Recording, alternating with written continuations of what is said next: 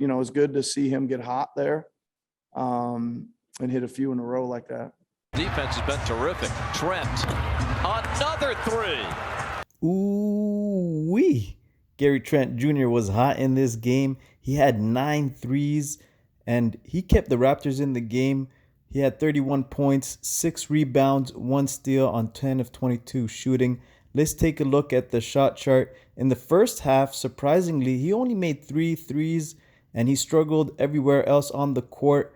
But you know what they say, shooters shoot. So in the second half, he continued to shoot the ball, and he found a lot more success. And you'll see why. He was able to get open, and his teammates were able to find him. So let's take a look at some of the highlights here. Early in the third quarter, Pascal Siakam drives the ball, and as soon as he kicks it outside to Fred VanVleet, VanVleet already knows what to do with this. He's going to pass it into the corner where Gary Trent Jr. gets a wide open 3. And this is the type of ball movement that you'd like to see more often from the Raptors, because then they become a threat in the half-court offense. In this play here, Gary Trent Jr. gives the classic run around for the defender, and he gets a nice screen from Pascal Siakam.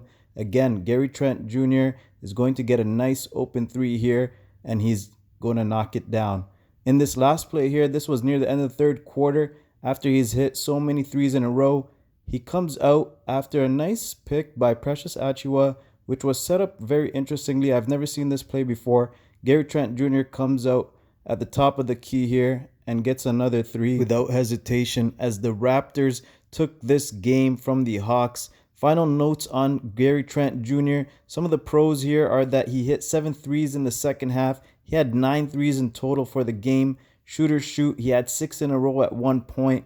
That was an impressive stretch for Gary Trent Jr. Some of the cons here, he can fall in love with the 3 a little too much near the end of the game. He almost cost the Raptors because he took a 3 inadvertent, and he doesn't look to create much outside the 3-point line. He's tried to go inside, but he's not very controlled in that sense. He still needs to work on that part of the game, which will definitely be improved. He's still a young player. He's only 23 years old, and he has a very bright future ahead of him. Hopefully he can follow up this performance with another great game against the Miami Heat and the Atlanta Hawks in the upcoming nights. If you like this video, don't forget to subscribe, like, comment, and share, and check out the other videos on this channel.